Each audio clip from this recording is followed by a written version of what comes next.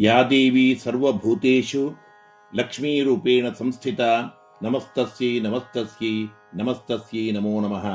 ಹರೇ ಕೃಷ್ಣ, ಹರೇ ಶ್ರೀನಿವಾಸ. ಆಧ್ಯಾತ್ಮ ಬಂಧುಗಳೇ, ಜಗನ್ಮಾತೆಯ ಆರಾಧಕರೇ, ಹಿಂದಿನ ನನ್ನ ವಿಡಿಯೋ ಸಂದೇಶದಲ್ಲಿ ನವರಾತ್ರಿ ಪೂಜೆಯ ಆರಂಭದ ದಿವಸದಿಂದ ಕೊನೆಯವರೆಗೆ ಮಾಡತಕ್ಕಂಥ ಕ್ರಮ, ನವರಾತ್ರಿ ಪೂಜಾ ವಿಧಾನಗಳು, ಪ್ರತಿಷ್ಠಾ ವಿಧಾನ, ಪ್ರಥಮ ದಿವಸದ ಪೂಜೆಯ ವಿಧಾನವನ್ನು ತಿಳಿಸಿದ್ದೇನೆ. ಇಂದು ಶರದೃತುವಿನ ಆಶ್ವೀಜ ಮಾಸದ ಶುಕ್ಲಪಕ್ಷ ದ್ವಿತೀಯದಂದು ಬರುವ ನವರಾತ್ರಿ ಪರ್ವಕಾಲದ ಎರಡನೇ ದಿವಸದ ಪೂರ್ಣವಾದ ಸರಳವಾದ ಪೂಜಾ ವಿಧಾನವನ್ನು, ಶ್ರೀದೇವಿಗೆ ಯಾವ ವರ್ಣದ ಸೀರೆ ಅಥವಾ ವಸ್ತ್ರವನ್ನು ಅಲಂಕಾರಕ್ಕಾಗಿ ಬಳಸಬೇಕು, ಹಾಗೆಯೇ ಸುಮಂಗಲಿಯರು ಪೂಜೆ ಮಾಡುವವರು ಸಹ ಯಾವ ವರ್ಣದ ಸೀರೆಯನ್ನು ಬಟ್ಟೆಯನ್ನು ಧರಿಸಿದರೆ ಜಗನ್ಮಾತೆ ಪ್ರಸನ್ನಳಾಗುತ್ತಾಳೆ, ಅವಳಿಗೆ ಅರ್ಪಿಸಬೇಕಾದ ಪತ್ರ ಪುಷ್ಪಗಳು, ನೈವೇದ್ಯ, ಮಂತ್ರ, ಪೂಜೆಯ ನಂತರ ನಡೆಸಬೇಕಾದ ಕುಮಾರಿ ಪೂಜೆ ಇತ್ಯಾದಿ ಎಲ್ಲ ದ್ವಿತೀಯ ದಿನದ ಪೂಜಾ ವಿಧಾನವನ್ನು ಇದರಲ್ಲಿ ತಿಳಿದುಕೊಳ್ಳೋಣ.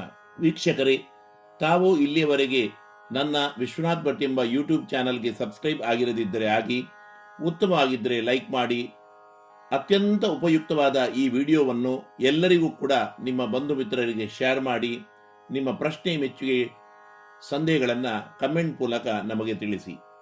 ವೀಕ್ಷಕರೇ, 2025 ಸೆಪ್ಟೆಂಬರ್ 23 ಮಂಗಳವಾರದಂದು ಆಶ್ವೀಜ ಮಾಸದ ದ್ವಿತೀಯ ಶರನ್ನವರಾತ್ರಿಯ ಎರಡನೇ ದಿವಸ ಇಂದು ಆರಾಧನೆಗೊಳ್ಳುವ ಶ್ರೀದೇವಿ ಮಾತೆಯ ಹೆಸರು ಆರ್ಯ ಅಥವಾ ಬ್ರಹ್ಮಚಾರಿಣಿ ಎಂಬುದಾಗಿ.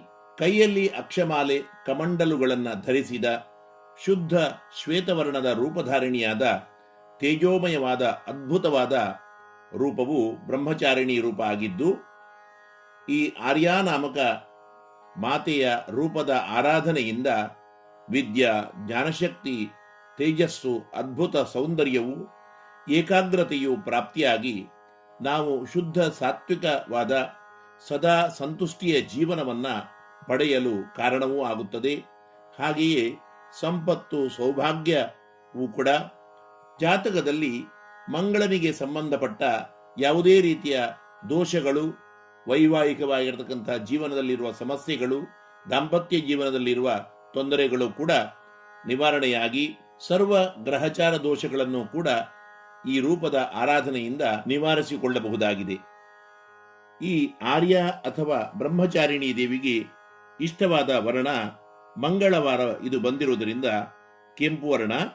ಕೆಂಪು ವರ್ಣದ ಸೀರೆ ಅಥವಾ ರವಕೆ ಕಣವನ್ನು ಕಲಶದ ಮೇಲಿಟ್ಟು ಶ್ರೀದೇವಿಗೆ ಅಲಂಕಾರಗೊಳಿಸಿ ಇದೇ ವರ್ಣದ ಸೀರೆಯನ್ನು ಕೂಡ ಸುಮಂಗಲಿಯರು ಧರಿಸಿಕೊಂಡು ಮೊದಲು ಆಚಮನೆಯನ್ನ ಮಾಡಿಕೊಳ್ಳಬೇಕು.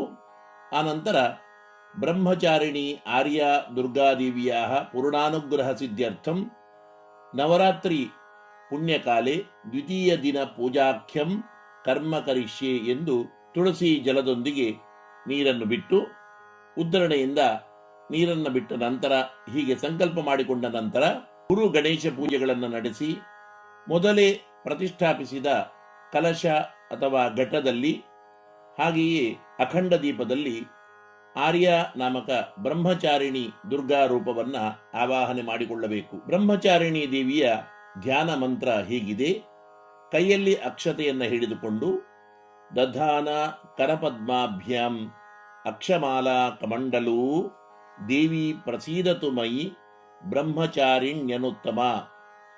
ಮಂತ್ರವನ್ನು ಇನ್ನೊಮ್ಮೆ ಹೇಳುತ್ತೇನೆ: ದಧಾನ ಕರಪದ್ಮಾಭ್ಯಾಂ ಅಕ್ಷಮಾಲಾ ಕಮಂಡಲೂ ದೇವಿ ಪ್ರಸೀದತು ಮಯಿ ಬ್ರಹ್ಮಚಾರಿಣ್ಯನುತ್ತಮ ಎನ್ನುತ್ತಾ ದೇವಿಯನ್ನ ಆವಾಹನೆ ಮಾಡಿಕೊಂಡು ಅಕ್ಷತೆಯನ್ನು ಹಾಕಿ ನಮಸ್ಕರಿಸಬೇಕು.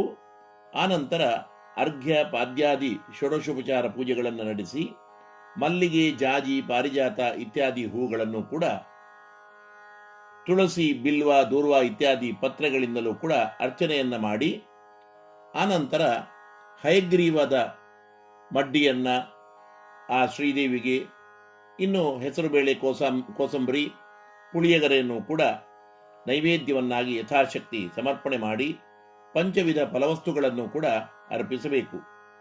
ಇನ್ನು ಗೊತ್ತಿದ್ದರೆ ಅಂಗಪೂಜೆ, ಪತ್ರಪೂಜೆ, ಪುಷ್ಪಪೂಜೆ, ದುರ್ಗಾ ಅಷ್ಟೋತ್ತರ ಶತನಾಮಗಳಿಂದ ಕುಂಕುಮದಿಂದ ಕೂಡ ಅರ್ಚನೆಯನ್ನು ಮಾಡಬಹುದು.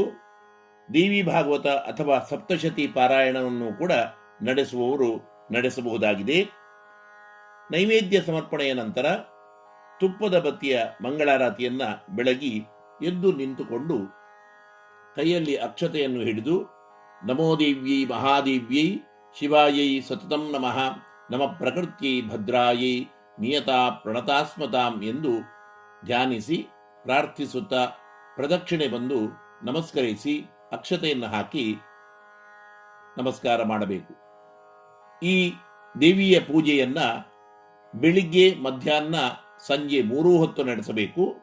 ಸಾಧ್ಯವಾಗದೇ ಇದ್ದ ಪಕ್ಷದಲ್ಲಿ ಬೆಳಿಗ್ಗೆ ಮತ್ತು ಸಂಜೆ ನಡೆಸಬೇಕು.